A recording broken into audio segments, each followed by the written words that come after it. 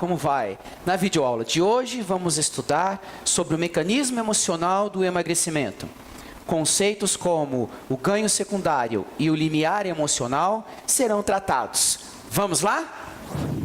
Quero começar a videoaula de hoje discorrendo a respeito de uma situação que aconteceu com uma das minhas clientes de coaching. Recentemente, fui procurado por uma garota de 19 anos que disse que, aos 15 anos, aconteceu um fato inusitado na vida dela, que fez com que, ao longo de 12 meses, ela perdesse 30 quilos. E, no entanto, passado 4 anos, ela voltou novamente a ganhar peso.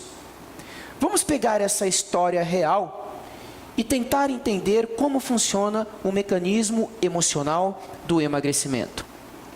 Para tanto, temos que entender que a nossa vida é movida por duas forças: a dor e o prazer. Cada uma dessas forças são construídas ao longo das nossas experiências de vida. Exemplo: quando eu chego próximo do fogão, ainda pequeno, sem ter a exata noção do perigo, e os meus pais gritam comigo: cuidado, isso pode te machucar, eu associo ao fogão um sentimento de dor. Ao contrário, quando minha mãe está fazendo uma comida gostosa, e de repente eu olho para o fogão e pergunto para ela: o que está sendo feito para o almoço de hoje? E ela diz: lasanha, e eu adoro lasanha. Eu posso associar ao fogão um sentimento de prazer. E isso vai me acompanhar para o resto da vida. Com relação ao peso, não é muito diferente. Com relação ao ganho excessivo de peso, também não é muito diferente. O mecanismo funciona mais ou menos do mesmo jeito. Se quando eu era pequenininho, os meus avós, os meus tios, ficavam apertando a minha bochecha, porque eu estava acima do peso, e diziam: olha que lindo, olha como ele está saudável, eu associaria o excesso de gordura com prazer. Ao passo que, se os meus avós, se os meus tios me observassem gordinho e me dissessem: olha, você precisa emagrecer, olha, esse menino tem que tomar cuidado com o que come, olha, esse menino está ficando muito gordo, eu associaria o excesso de gordura à dor. Bom, voltando à questão da garota que me procurou por estar ganhando peso novamente. O que aconteceu nesses 15 anos em que ela me disse que foi a idade correta, em que fez com que ela, ao longo de 12 meses, perdesse 30 quilos? O que aconteceu nesse período da sua vida? Ocorre que nesse período da sua vida aconteceu um evento emocional significativo, que a levou para um limiar emocional e associou a esse limiar emocional uma dor intensa ao excesso de peso. O que aconteceu foi o seguinte: num belo dia, o namorado dela ligou e disse que o relacionamento estava acabado. O garoto era um pouco mais velho que ela, ligou e disse que o relacionamento estava acabado. Ela, aos prantos, perguntou por quê, queria saber o motivo. E a razão foi dita do outro lado do telefone, nua e crua: porque eu tenho vergonha de sair com você, porque você é muito gorda.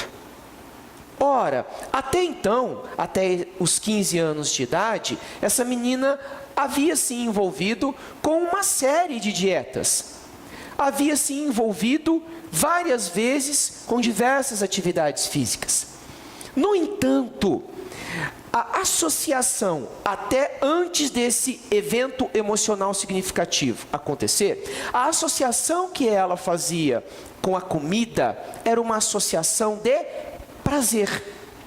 Então, mesmo olhando para o espelho e não vendo o corpo que ela gostaria de ter, comer naquele momento em excesso dava mais prazer do que a dor de se olhar no espelho e se ver acima do peso. No entanto, quando o namorado disse para ela que o relacionamento estava acabado por causa do excesso de peso dela e da vergonha que ele sentia em se expor em público com ela, fez com que ela mudasse esse mecanismo. Ou seja, a partir de então, se olhar no espelho e se ver acima do peso, gerava muito mais dor do que o prazer de comer em excesso. Esse mecanismo funciona da mesma maneira conosco. Enquanto o prazer de comer for maior do que a dor de não nos vermos com o corpo que nós gostaríamos de ter, é fato, continuaremos a comer em excesso. Por mais que saibamos e tenhamos a consciência que, além do ponto de vista estético, isso pode comprometer, inclusive, a nossa saúde.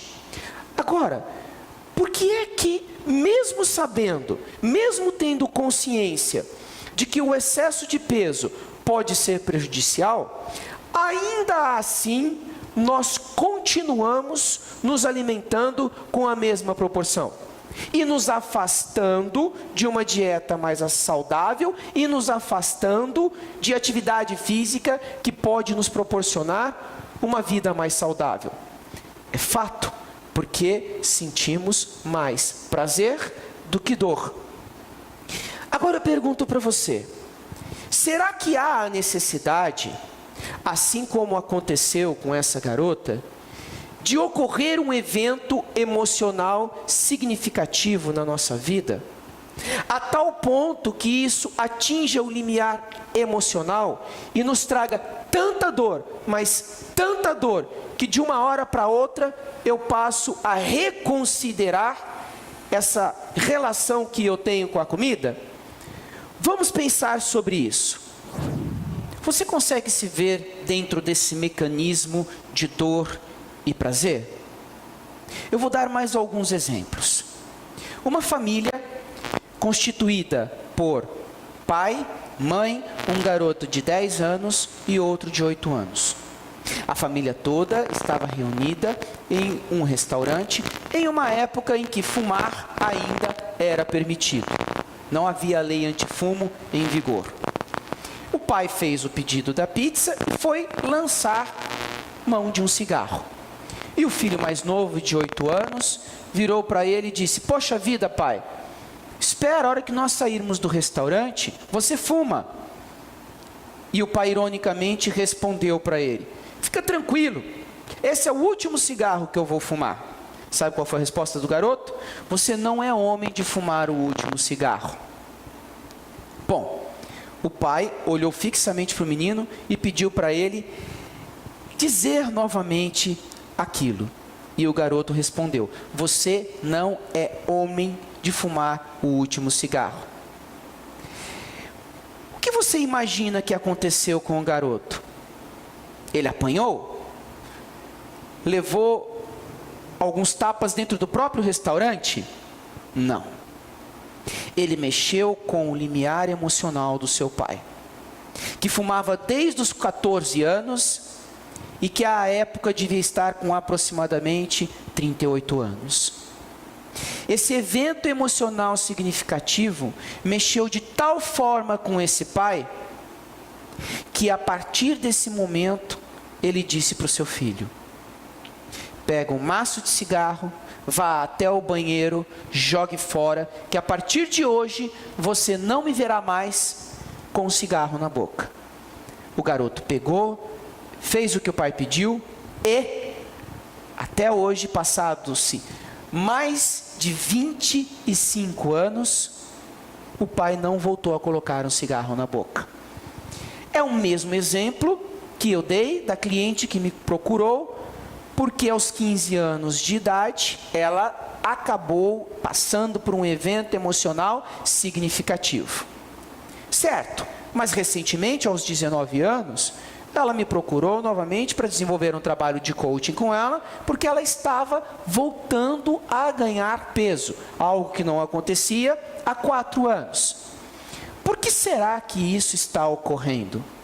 Por que será que depois de 4 anos, passado por um evento emocional significativo, em que o namorado disse que tinha vergonha de sair com ela, atingindo o seu limiar emocional, essa garota acaba voltando a ganhar peso. Bom, o mecanismo é mais ou menos da seguinte forma. Hoje, o prazer de ganhar peso para ela é maior do que a dor de se olhar no espelho e se ver engordando. Mas por que isso? Porque ganhar peso para ela hoje tem ganhos secundários. O que vem a ser ganhos secundários? Nada mais é do que um mecanismo que a nossa mente utiliza de tal forma que, ganhando peso, ela sente prazer. Mas agora já não é mais o prazer das sensações, dos vários gostos que a comida traz para o seu paladar. Agora a sensação é por estar em um relacionamento em que a pessoa gosta de mulheres mais fofinhas. A pessoa gosta de mulheres mais gordinhas. Então, se submeter a um processo de ganho de peso, mesmo que inconscientemente, acaba lhe trazendo prazeres, que suplanta a dor de se ver no espelho com o seu corpo mudando de proporção. Um outro exemplo muito claro. Uma garota que, quando na sua infância e adolescência, sempre associou a comida à reunião de família, ao prazer da família estar reunida. E era muita comida. Não só aos finais de semana, como durante a semana também. E esse excesso de comida, então, trazia que tipo de prazer para essa criança, para esse adolescente? O prazer de se sentir bem, de ver a família reunida. E por outro lado, já saindo da infância e entrando na adolescência, adivinha o quê? O sentimento de dor. Que tipo de dor? De ouvir os amigos zombando, de ouvir os amigos caçoando. Só que a balança ainda pendia mais para o prazer do que para a dor. A partir do momento em que a pessoa descobriu que já não bastava para ela o prazer de sentir os sentimentos da família reunida, ela deu um basta nisso. E a dor passou a ser maior de se ver gorda do que o prazer de ver a família reunida. São vários exemplos que eu estou dando para você, para ver se você se encaixa em alguns deles. O mais importante disso tudo é que nós não precisamos que ninguém estabeleça um evento emocional significativo e mexa com o nosso limiar emocional para nós emagrecermos. Nós podemos, pura e simplesmente, adotar um processo menos doloroso e, consequentemente, que tenha um significado para nós de busca do prazer, que não passe pela dor de nos sentirmos mal, como o exemplo da garota, como o exemplo do pai. Qual é esse caminho? O do autoconhecimento e o do autodesenvolvimento.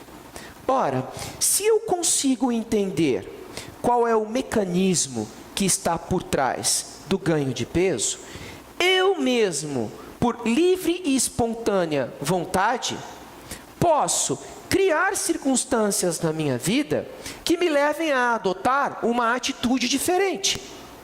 A garota que me procurou só descobriu que tudo isso que aconteceu na vida dela e o que está acontecendo agora de ganhar peso novamente tem a ver com esse mecanismo de dor e prazer por conta de um processo de autoconhecimento e autodesenvolvimento. Agora, pode acontecer, como já aconteceu, com algumas pessoas com as quais eu trabalhei, da pessoa se autoconhecer, descobrir qual é o mecanismo de dor e prazer que está por trás do ganho de peso, ter plena consciência do que é que está acontecendo dentro da sua mente, está muito claro para ela qual é o mecanismo emocional que não permite com que ela emagreça, e mesmo assim ela continuar se alimentando em excesso e não praticando atividade física? Pode.